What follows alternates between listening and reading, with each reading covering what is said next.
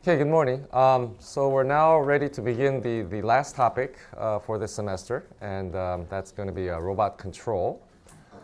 Control is obviously a very big subject. There are courses devoted to control, so we're obviously only going to be able to cover a small aspect of control. So what I'd like to do today and next time is to give you motivation for why control is necessary. And in the process, I'm going to talk to you a little bit about robot dynamics, okay, and robot models. Okay, so let's get started.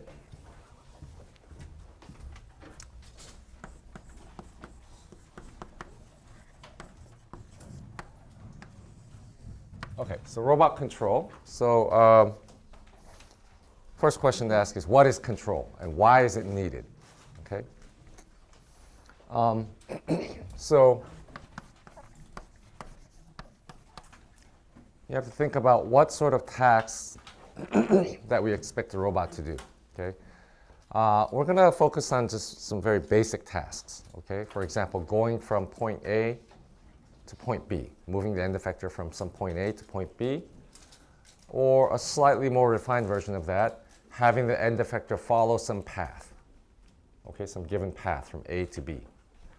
Okay, so we could have something like set point control.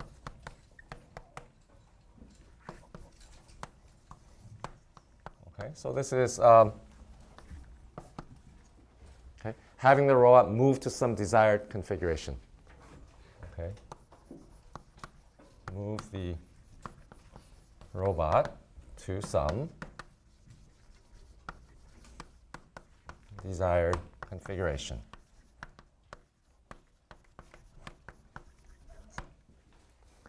And the second one I told you about is tracking control.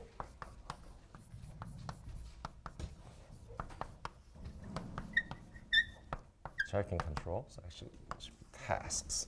Okay, tracking control is follow some desired trajectory.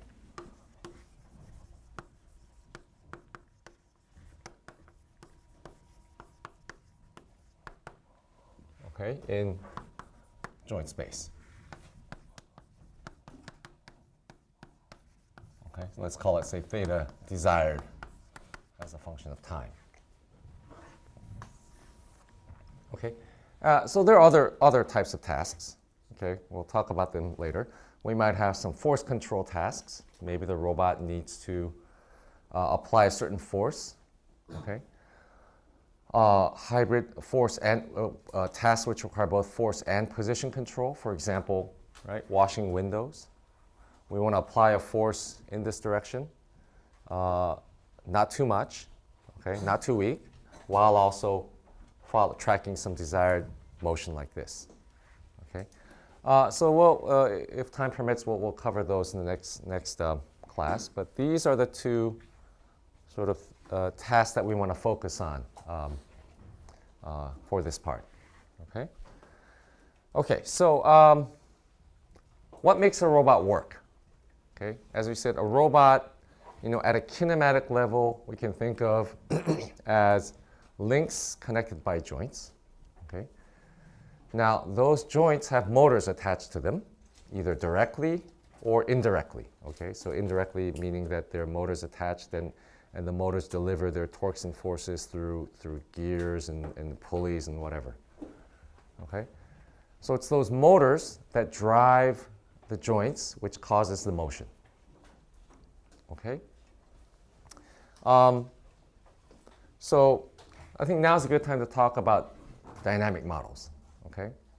Because what causes a robot's motion is actually forces and torques. Okay?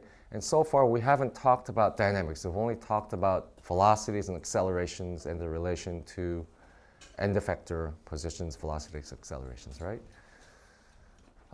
So let's talk a bit about robot dynamics, robot dynamic models.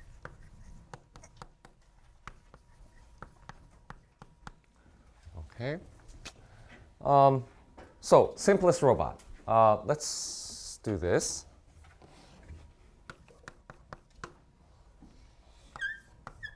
Okay, so I'm going to draw a one-link robot. Okay. And here's the center of mass right here. Okay. Let's say gravity acts this way. Okay, and we'll define the usual joint angle theta that way. Let's let this distance be r. Okay.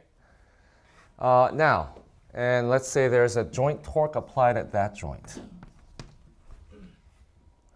Okay. So the dynamic equations, okay, assume the following form.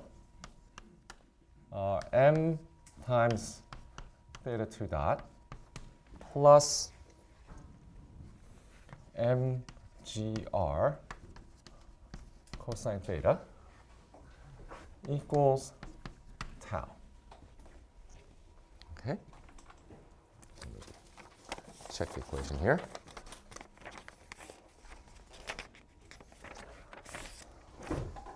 Okay, so let's see. So this large M is the inertia, okay, the link inertia.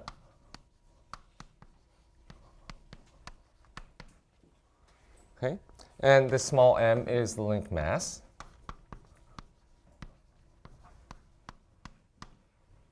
Okay, and everything else is defined. So G is gravity. So if you write down the dynamic equations, this is what it looks like. Okay. All right, so think of tau as our input. Okay, so there's a motor attached to this joint, generates a torque. Okay, so it's the joint torque. Okay, so think of this as our input.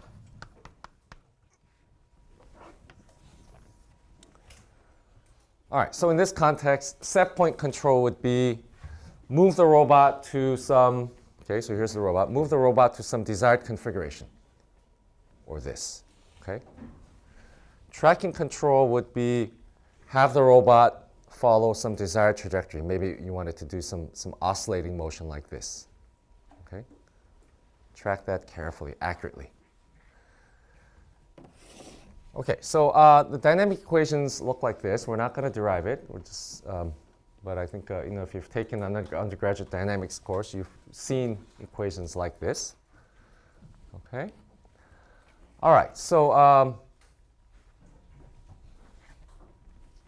so if you want the robot to do something, set point control or target or tracking control, okay, you can use this model. Okay. To generate the input torque. All right, so if you want the robot to, say, follow some desired theta d, track some desired theta dt, okay, assuming you know this model, what would be the common sense thing to do? Common sense thing to do would be to plug theta dt into here. Okay, so let's say m theta d, let's put it in here, plus mgr cosine theta d of t. Okay, that's my input. Okay. And hopefully that should work. That should do it, right? So this would be the common sense thing to do, assuming that you have a good model and that you believe you have faith in it. Okay, so if you wanted to desire some desired tracking trajectory, this is the input. Okay, this doesn't work. This doesn't work. Why not? Okay, so it's not a good idea. It won't work well because number of reasons. Well, first of all, you think you have a model, okay? But to have an accurate model, you need to know the mass accurately. You need to measure this R accurately. You need to know the link inertia accurately. Okay? And these are not so easy, okay? Especially if you have a very complicated robot. Okay? So this is a very simple system, right? You can take it apart, measure the links, masses, inertias, all that. But if you have like a multi-limb robot arm, you cannot take it apart and get all these independent values, okay, simply by measurement. Okay, so the values you have for m, large m, and small m are going to have errors. Okay, values for m, large m, small m, r, okay, whatever, okay, will likely have errors. Okay.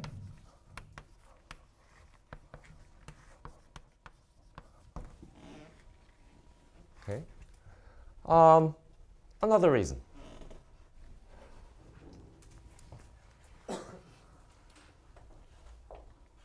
Suppose we, okay, let's say g is 0. Assume g is 0. So it's moving in a table on the xy, in an xy plane on a table.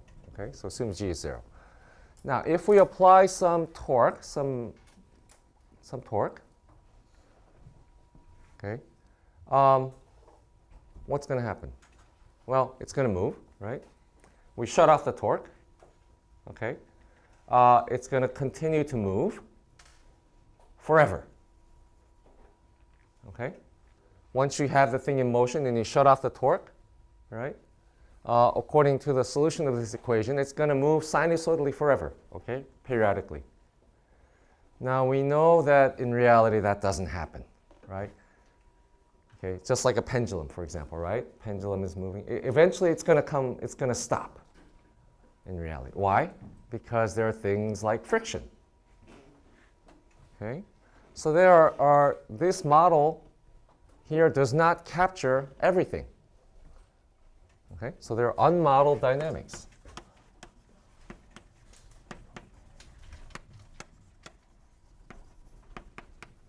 Okay, friction is the obvious candidate here. Okay, but there are other things. There are things like backlash. So if you actually build a robot here, you'll notice that these joints have a little backlash. There's a little sort of a give here.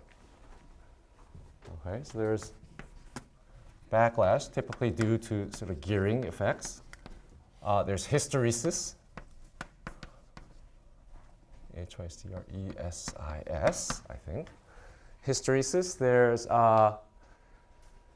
and that link is supposed to be completely rigid, but it may not be. There might be some bending. Okay, elasticity.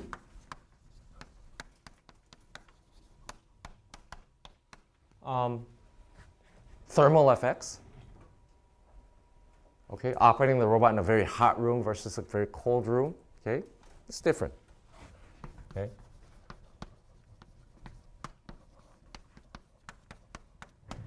Okay, etc. All right, so if you want a really accurate model, you have to take into account these things. Okay, and in many cases, like friction, for example, it's almost impossible to model accurately. Okay. Okay, and this is also part of, you could think of as unmodeled dynamics, but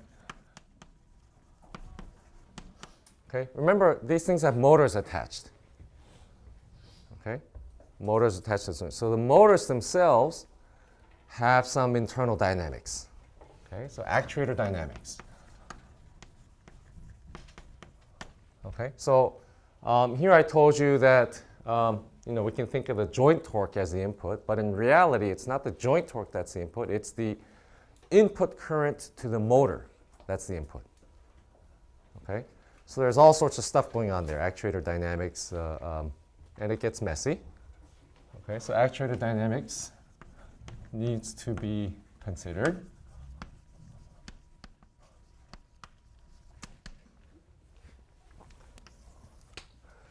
Okay, so that's why this strategy here, not a good idea. Okay, probably will not do what you want it to do. Okay. Okay, now if you look at now this is the simplest robot. Simplest robot, okay? If you look at a more general robot, okay, so dynamics for an, let's say, n-link open chain.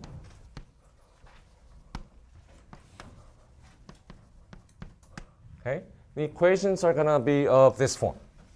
So the joint torque vector, I'm going to represent as tau. It's going to be some matrix, m sub theta, we call this the mass matrix, times theta 2 dot, plus,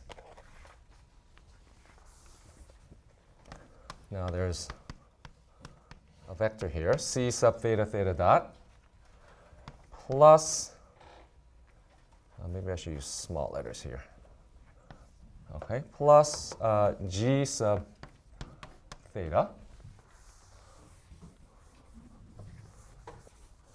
Okay, and there might even be some end effector forces applied.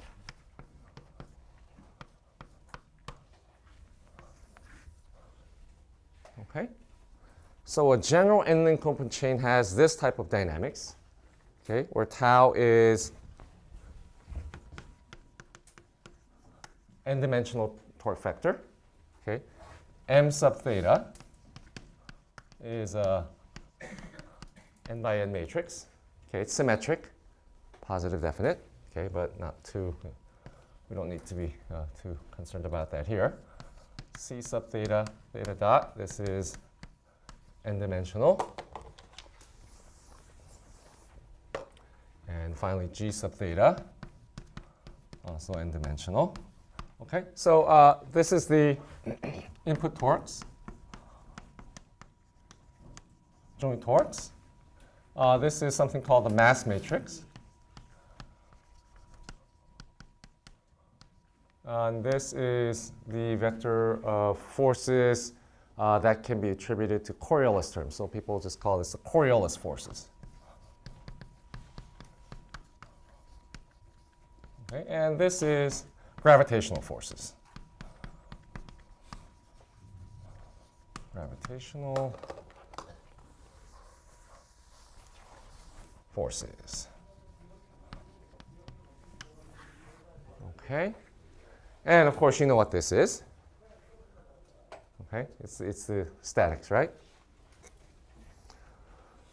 Okay, so I mean, as an aside, okay, if there's no motion, okay, if the robot's at static equilibrium, that means the velocity theta dot is 0, and when theta dot is 0, the c is also 0.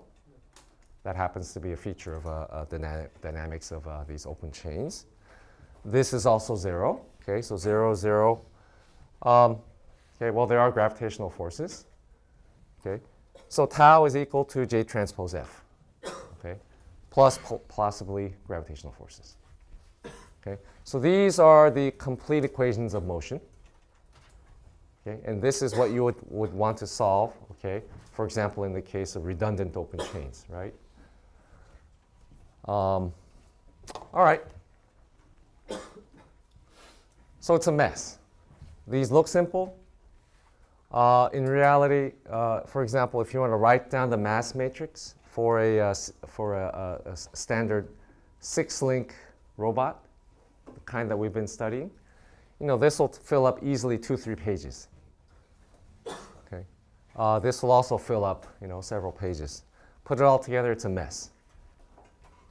Okay, so these models, you can spend a lot of effort deriving these models, and at the end of the day, you're not sure if these models are correct. Okay, because you're not sure if the masses are correct, the inertias are correct. Okay, and there are also these all unmodeled effects, right? Unmodeled dynamics. So we need something better. Okay, so that's the idea of, that's where feedback control comes in. Okay. And the basic idea behind feedback control is to take measurements of the joints, the joint positions, and let's use those measurements to continuously update our controls. Okay, so for example, if I want my hand to follow this trajectory in a uniform speed, okay, and it's going too slow, then the measurements of my joints will tell me I need to pick it up. I need to move faster. So the control signals are increased, and it follows the desired trajectory. Okay, that's the basic idea. All right. So what I want to do is now I want to illustrate that basic idea for a simple system. Okay, it's the mass spring damper system, which in fact is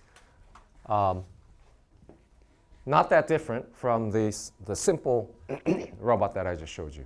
Okay,